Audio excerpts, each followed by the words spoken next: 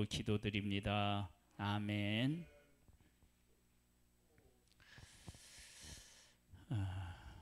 고린도전서 6장 말씀을 보겠습니다.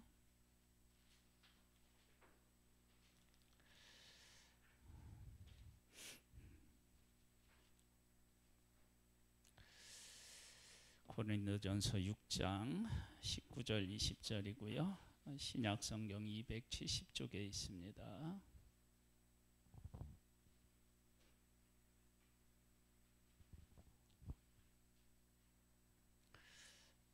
말씀을 읽겠습니다. 너희 몸은 너희가 하나님께로부터 받은 바 너희 가운데 계신 성령의 전인 줄을 알지 못하느냐. 너희는 너희 자신의 것이 아니라 값으로 산 것이 되었으니 그런즉 너희 몸으로 하나님께 영광을 돌리라. 아멘. 지난주에 나는 이제 그리스도인 나는 어떻게 살아야 되느냐 두 가지를 나누었습니다. 첫 번째는 뭐였죠? 말씀을 우리가 읽고 말씀을 묵상하고 그 가운데 살아야 된다. 두 번째는요, 기도해야 한다. 그 두 가지죠. 오늘은 세 번째 뭐냐면 하나님 앞에 뭐 해야 된다고요? 예배를 드려야 된다. 예배는 우리가 이제 우리 교회로 말하면 오전 9시에는 주일날 우리 교회학교 예배 있고요. 11시에는 우리 오전 예배가 있고 1시 반에 오후 예배가 있습니다. 그리고 매 주일날 월요일부터 금요일까지는 5시에 새벽 예배가 있고 수요일날은 7시에 수요 예배가 있고 금요일날은 9시에 금요 예배가 있습니다. 이런 정해진 예배 시간에 우리가 나오는 것을 예배 드리러 나온다 그러는데요. 이렇게 나오실 때 예배가 예배다워지려면 그냥은 절대 안 됩니다. 그러니까 이렇게 나와서 함께 찬양 드리고 말씀을 듣고 이것을 예배라고 우리가 얘기할 수 있어요. 그런데 성경은 예배를 드릴 때 뭐 어떻게 드리라고 얘기하냐면 신령과 진심으로 예배를 드려야 된다 그렇게 얘기를 합니다. 그러면 그렇게 예배를 드리려면 도대체 우리의 삶에 어떤 일들이 있어야 그런 예배를 드릴 수 있느냐. 그러면요, 예배는 삶하고 떨어지면 안 돼요. 그러니까 뭐냐면 내가 살아가는 삶의 현장에서 우리가 그냥 하루 24시간을 살아가는데 그런 살아가는 삶의 현장, 가정에서든지 일터에서든지 누구를 만나든지 이렇게 이제 살아가는 동안에 반드시 하나님 아버지를 경험하고 그 하나님과 함께 살아가는 삶이 우리들 가운데 뒷받침되어야 돼요. 그래야 예배다운 예배를 드릴 수 있어요. 그러니까 신령과 진정으로 하나님 앞에 진실한 마음으로 하나님 앞에 예배를 드리려면 하나님과 함께 살아가면서 느끼는, 배우는, 감사하는 그 무엇인가가 내 삶에 있어야 그게 가능한 거예요. 쉽게 설명하면 이런 것과 마찬가지예요. 우리가 사람과 더불어 살아가는데 옆에 사람이 많다고 해서 외롭지 않나요? 사람은 많아도 내 마음을 주고받을 사람이 없으면 외롭잖아요. 그러면 옆에 사람이 있는데 그 사람이 내 삶에 여러모로 영향을 줘요. 좋은 영향을 줘요. 그러면 우리의 삶에 행동으로 그 사람에 대한 고마움이 나타나잖아요. 음식이 있으면 같이 먹기도 하고요. 선물을 주기도 하고요. 어떻게 같이 가자고도 하기도 하고요. 그렇게 하잖아요. 그런 마음이 생기는 것처럼 예배가 꼭 그렇게 우리들 가운데 찾아와야 돼요. 즉 살면서 하나님을 경험해야 돼요. 하나님을 어떻게 경험하느냐? 하나님 말씀대로 살려고 하고요. 하나님의 뜻대로 살려고 하면 반드시 하나님께서 나를 도우시고 나와 함께 하신다는 것을 반드시 경험하게 되어 있어요. 안 될 수가 없어요. 왜냐하면 하나님은 살아 계시기 때문이에요.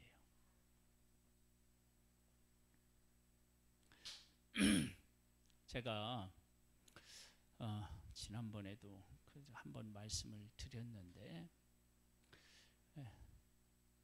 무지개 사진을 찍었어요. 무지개 사진.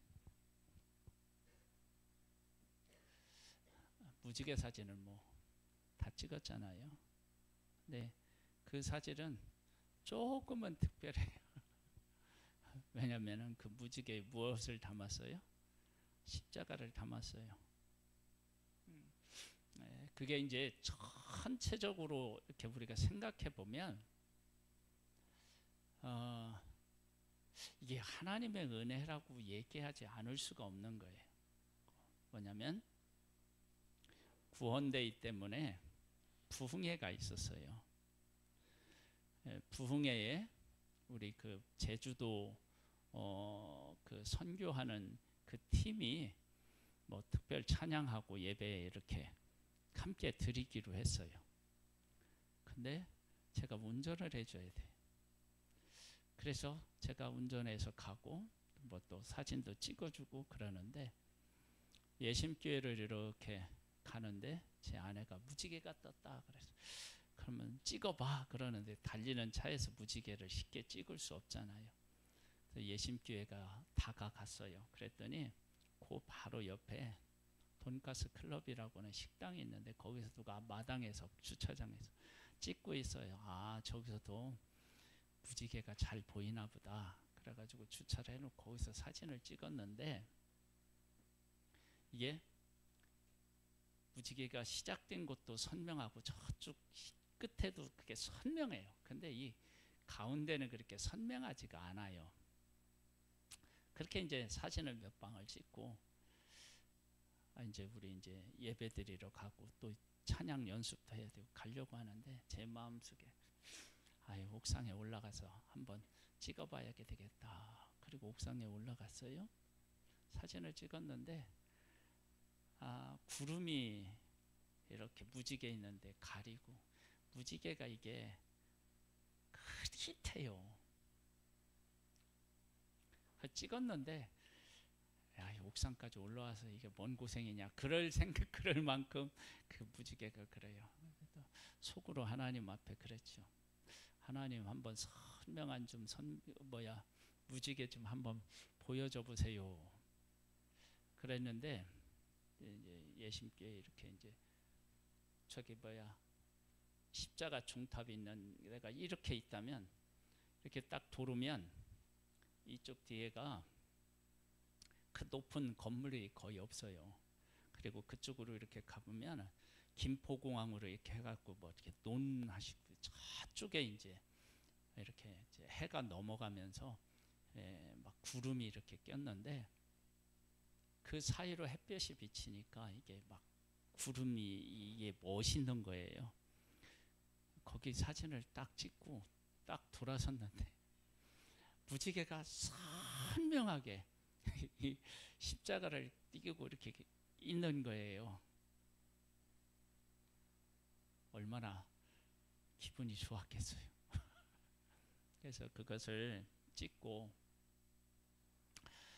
부흥회 전에 그 대표 목사님 김진환 목사님 딱 보여드렸는데 그 목사님이 첫 번째 한 말씀이 뭐였냐면 100만 불짜리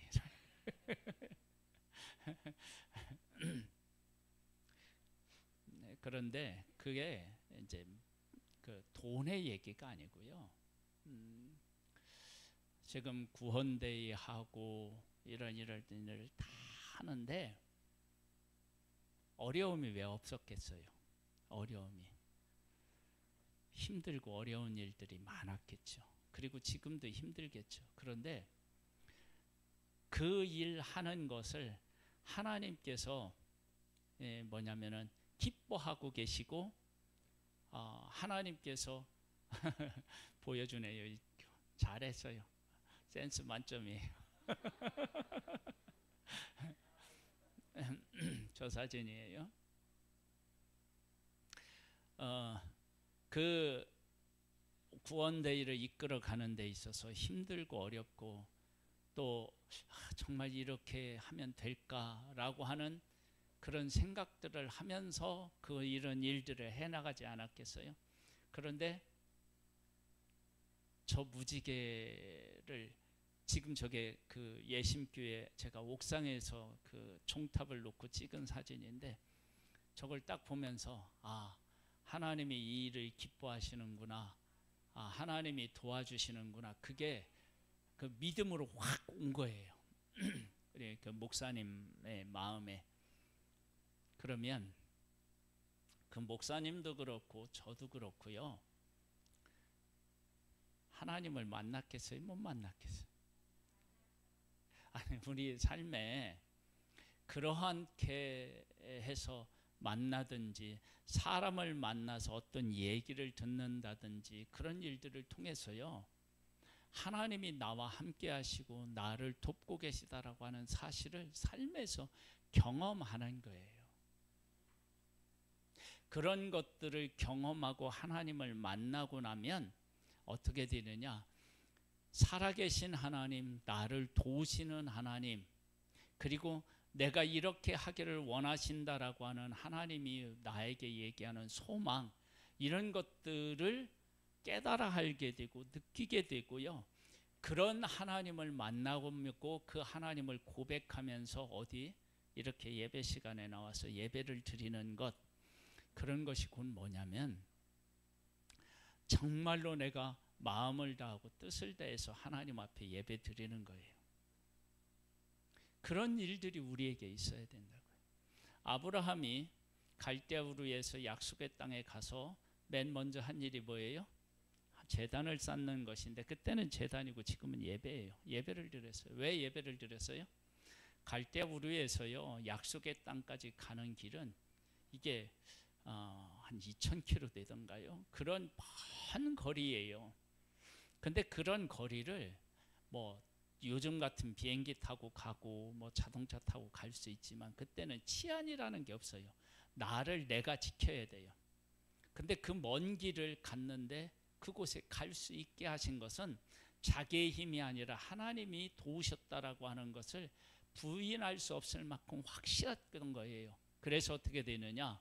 하나님 앞에 제단을 쌓은 거예요. 여기까지 온 건 내 힘이 아니라 하나님이 도와주셨기 때문입니다 라고 고백하면서 제사를 드린 거예요. 그게 예배였는 거예요. 우리의 예배가 그러해야 된다는 거예요. 그러니까 삶에서 하나님하고 무관하게 살면서 하나님 앞에 바른 예배를 드릴 수가 없어요. 그렇게 드릴 수가 없어요. 삶에서 하나님을 경험하고요, 그 경험한 하나님이 지금 이 예배 시간에까지 와서 그 하나님에 대한 만남, 그 주신 은혜가 감격해서 드리는 예배, 이게 이제 살아있는 예배인데 그런 예배를 하나님 앞에 드려야 돼요. 그리고 이곳에서 말씀을 깨달아 알았으면 또 어떻게 해요? 나가서 하나님과 함께 살아가도록 하고, 그래서 삶이 예배가 되고 예배가 삶이 되는 그러한 삶이 우리에게 있어야 된다고. 두 번째는 뭐가 있느냐면 빛과 소금의 역할을 감당해야 돼요. 빛과 소금의 역할. 예수님께서 마태복음 5장 13절에서 16절에 이런 말씀을 하셨어요. 너희는 세상의 소금이니 소금이 만일 그 맛을 잃으면 무엇으로 짜게 하리요? 후에는 아무 쓸데없어 다만 밖에 버려져 사람에게 밟힐 뿐이니라. 너희는 세상의 빛이라. 산 위에 있는 동네가 숨겨지지 못할 것이요 사람이 등불을 켜서 말 아래 두지 아니하고 등경 위에 두나니 이러므로 집안 모든 사람에게 비추느니라. 이같이 너희 빛이 사람 앞에 비치게 하여 그들로 너희 착한 행실을 보고 하늘에 계신 너희 아버지께 영광을 돌리게 하라. 그러면 도대체 빛과 소금의 역할은 도대체 뭐냐는 거예요. 그것을 그 아브라함의 생애를 통해서 한번 얘기해 볼게요. 창세기 21장 22절에 보면 이런 말씀이 있어요. 그때에 아비멜렉과 그 군대 장관 비굴이 아브라함에게 말하여 이르되 네가 무슨 일을 하든지 하나님이 너와 함께 계시도다. 그것을 깨달아 알고 아비멜렉과 군대장 비굴이 와서 아브라함한테 뭘 하자고 하죠? 화친하자. 우리 싸우지 말고 사이좋게 지내자. 그러면 그때 아브라함이 무슨 얘기를 하죠? 야, 니네 그 종들이 내 우물을 빼앗았다. 그렇게 얘기하거든요. 근데 이제 아비멜렉 뭐라 하냐면 나 그런 거 몰랐다. 이제 그러면서 이제 서로가 야, 너 거기서 살고 우리는 여기서 살고 사이좋게 지내자. 그러면서 뭐가 생기느냐면요. 화평이 찾아와요. 화평. 잘 생각해 보세요. 아브라함이 자기 자신을 지키려고 노력했을 거예요. 그리고 그것이 족장으로서 마땅히 해야 될 일이에요. 그런데 그게 쉽지가 않았어요. 그런데 아브라함이 하나님과 함께 살고 하나님이 아브라함을 도와주시는 것을 이 아비멜렉과 그곳에 있는 사람들이 부인할 수 없는 일들을 몇 번 경험하면서 어떤 생각이 들었냐면 이거 우리가 잘못하다가는 하나님 앞에 혼나겠구나. 그런 생각이 든 거예요. 잘 보세요. 하나님을 경험하지 못했을 때, 하나님을 만나지 못했을 때는 사람들이 아브라함에게 악을 행할 수 있었다고요. 그리고 악을 행했어요. 그런데 하나님이 아브라함 생애 속에 함께 하셔서 돕고 계시다는 사실을 깨달아 알고 난 후에는 우리 사이좋게 지내자라고 사람이 바뀌었어요. 이걸 이름하여 빛과 소금의 역할이라고 하는 거예요.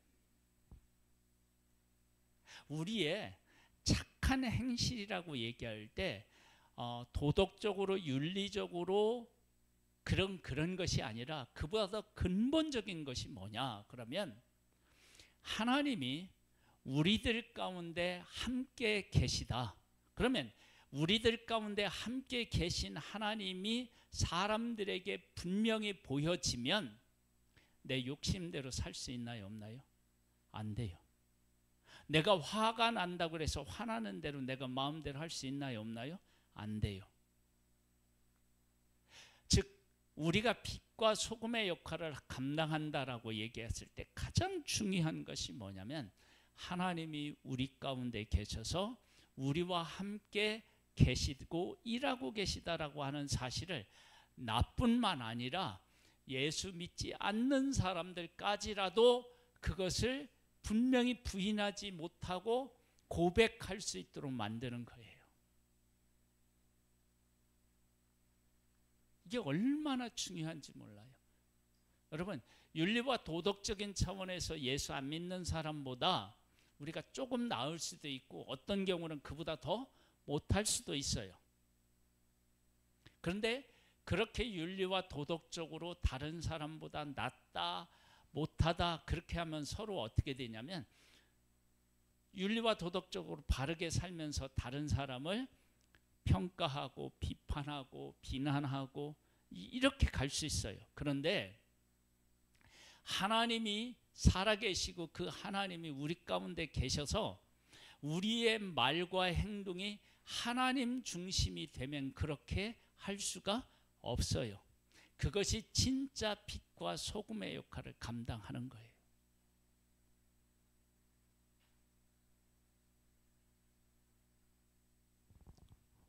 그래서 아비멜렉과 비굴이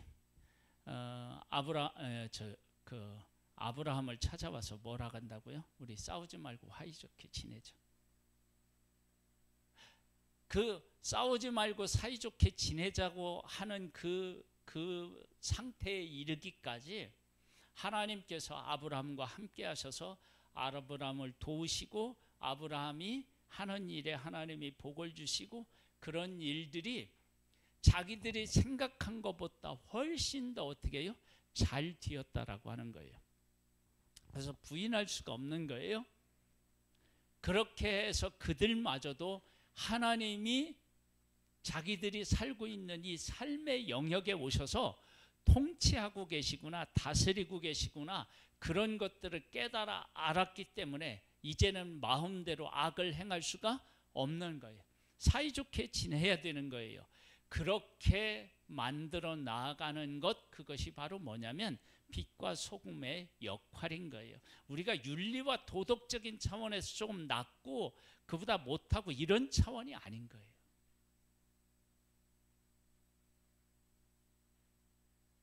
한번 생각해 보세요. 우리의 삶을 가장 평화롭게 만들 수 있는 길이 뭐가 있겠습니까?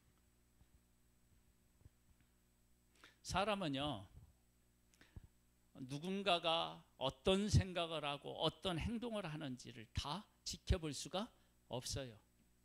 우리는 벽 하나만 있어도 벽 저쪽에서 무슨 일을 하는지 전혀 몰라요. 그래서 같이 있는 곳에서는 선한 것처럼 보일 수 있고 행동할 수 있는데 돌아서서는 안 보는 데서는 나를 해할 수도 있고 나쁜 말을 할 수도 있어요. 그런데 어디나 계시는 하나님이 우리들과 함께 계시다라고 생각하면 그런 일을 우리가 제대로 할 수가 없죠. 만약에 그것이 확실하다 그러면 그런 생각을 하면 두려운 마음이 생기겠죠. 그래서 우리가 빛과 소금의 역할을 하는 가장 근본적인 것은 뭐냐면 하나님이 우리와 함께 계시는 것을 사람들에게 나타내는 거예요. 그러면 이것은 한번 찾아볼까요? 에베소서 1장을 한번 찾아보세요.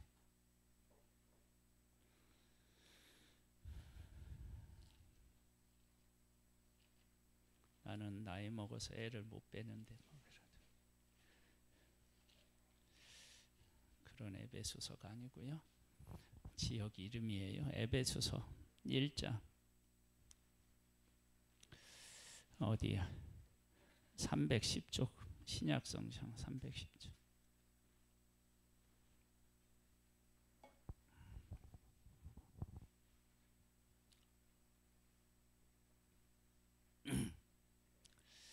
(310쪽이에요)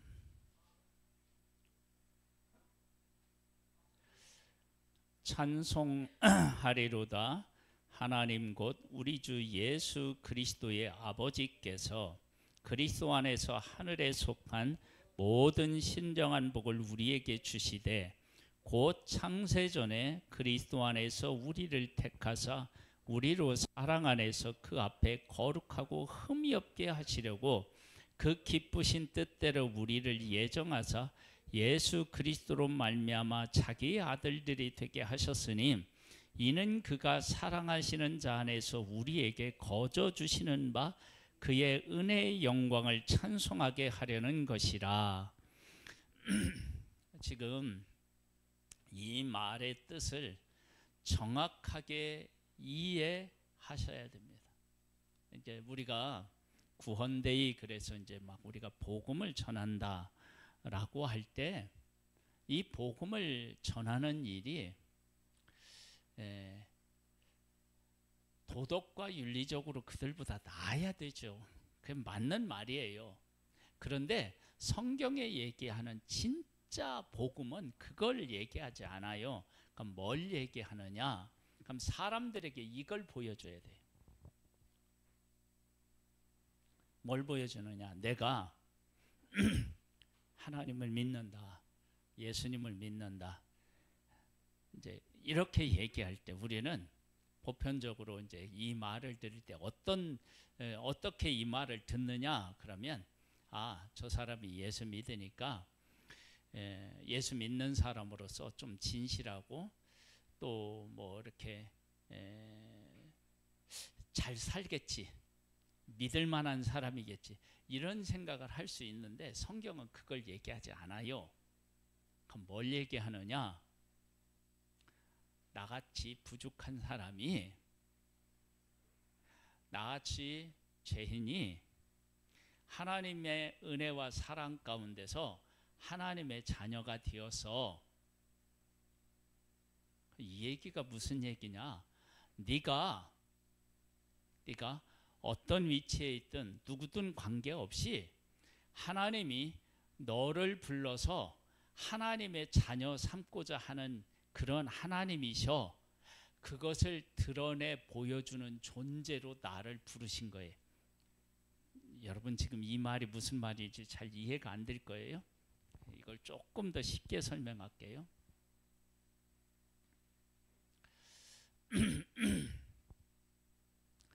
몸이 아프고 그러면 우리 의사 찾아가잖아요. 근데 그렇죠? 우리 이제 빌라에도 연세 드신 분들이 많은데 여기 서 있으면 지나가요. 뭐 하러 가셔요? 약국에 약 받으러 가지. 뭐 어디 가셔요? 병원 가는 게 일이야. 여기 좀 꼭 그러셔. 이분도 가시고 저분도 가시고 그래. 그런데 좋은 의사를 만나면, 훌륭한 의사를 만나면 내 병이 무엇인지를 깨달아 알고 그 병을 어떻게 해요? 치유해줘요. 치유해줘. 그러면 내가 어떤 병든 사람, 고생하는 사람을 보면 그 의사를, 병원을 이렇게 내가 소개시켜줘. 나는 병을 고치거나 그 병이 어떻게 해서 생겼는지 이런 걸 전혀 몰라도 괜찮아. 근데 내가 그 병에 알았는데 그분이 고쳤다. 아니면 내가 아는 사람을 이 병원 저 병원 갔는데도 차도가 없었는데 그 병원 가더니 나았다. 그러면 내가 그 병원만 소개시켜주면 돼. 그러면 그 사람은 누구를 만나서 병을 고쳐요? 의사를 만나서 고쳐요. 잘 생각해 보세요. 여러분 예수님을 믿으면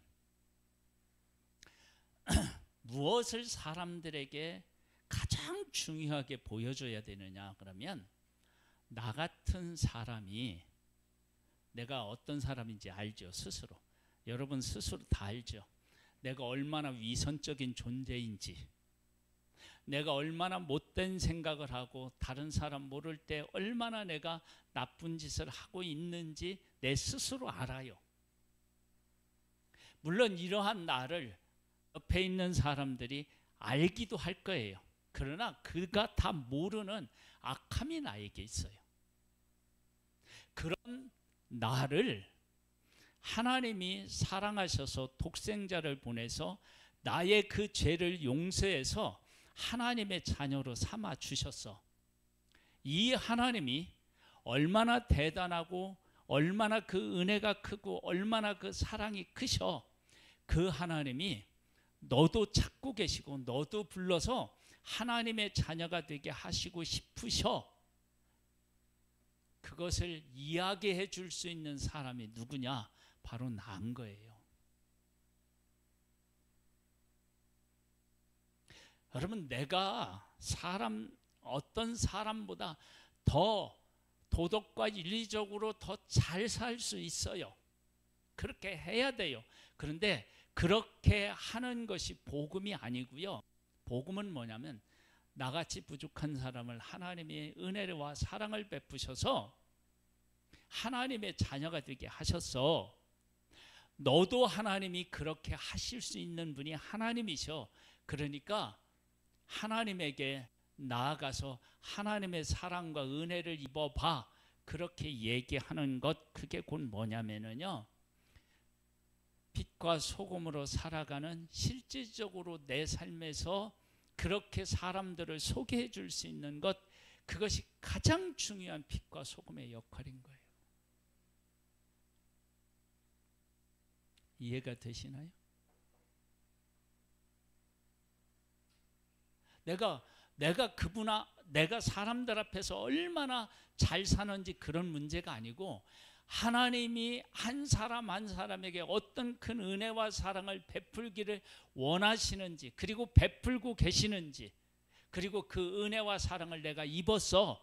그래서 내가 너한테 이야기하는 거야. 그분 앞에 가봐. 그분이 너를 용서해주고 사랑해주고 그 은혜와 사랑을 입으면 삶이 달라져.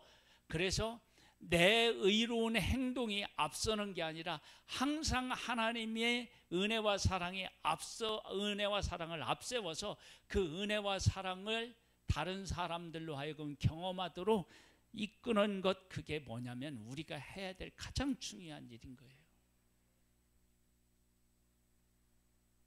이건 얼마나 중요한 일인지 몰라요.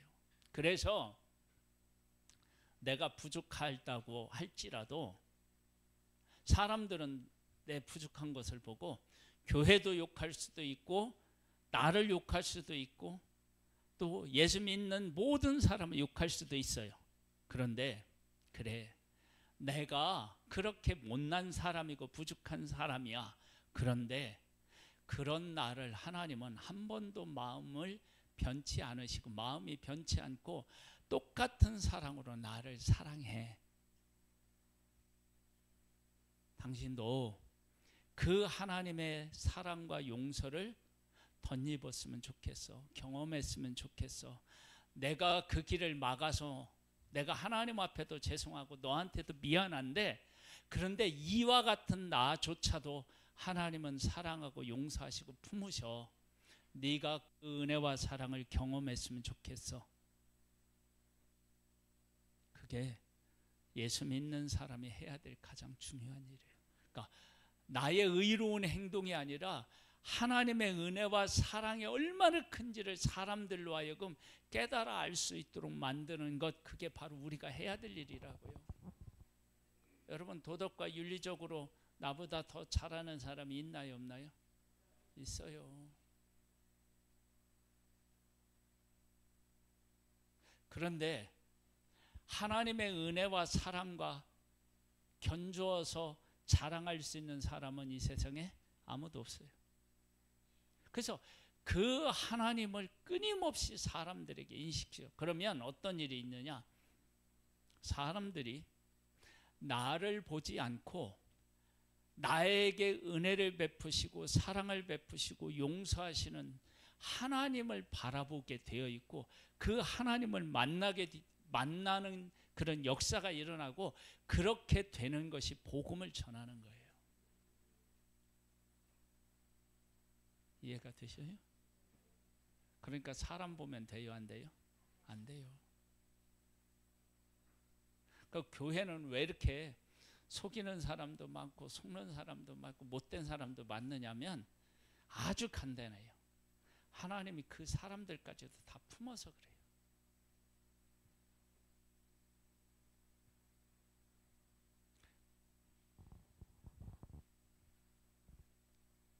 그래서 교회가 욕 얻어먹는 거예요. 그런 일로 교회가 욕을 얻어먹을 때 하나님이 그 사람을 품으신다라고 하는 것을 교회가 실천에 옮기고 배우려고 노력하면 사람들은 교회의 가치를 알아볼 거예요. 그런데 그럴 때 서로가 헐뜯고 욕하고 막 싸우는 모습을 보여주면 그들은 뭐냐면 교회에 싸우는 모습만 볼 거예요. 이 차이 이해하시겠어요? 그걸 복음이라고 하는 거예요. 그걸 복음. 그러니까 우리는 서로 그러한 입장에서 상대방을 바라봐야 돼요. 온전한 사람이 어디 있겠어요? 다 불완전하지. 못났죠. 근데 그러한 나를 품으시는 하나님, 그 하나님의 은혜가 얼마나 큰지를 나만 입으면 안 되고 너도 입어야 된다. 그렇게 이제 사람들에게 얘기해 주는 거예요. 보여주는 거예요.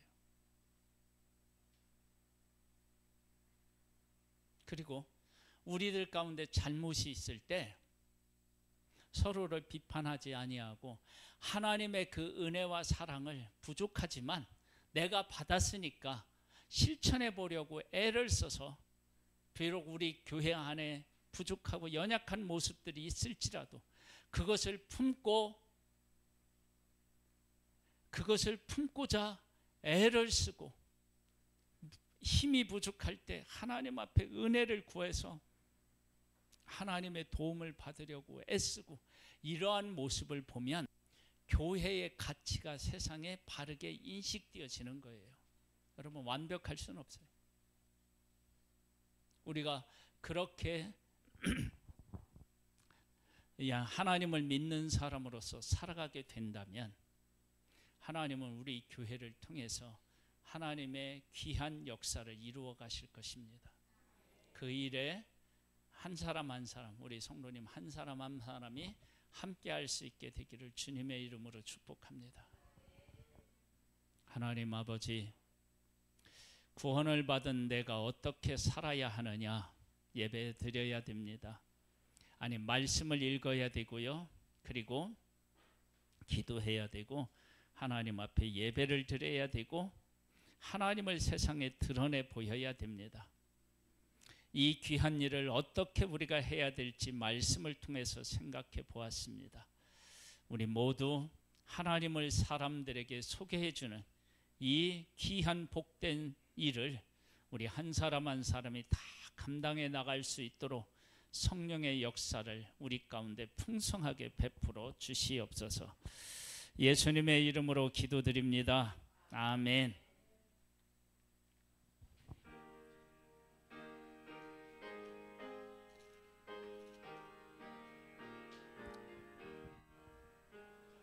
예수 사랑하심을 성경에서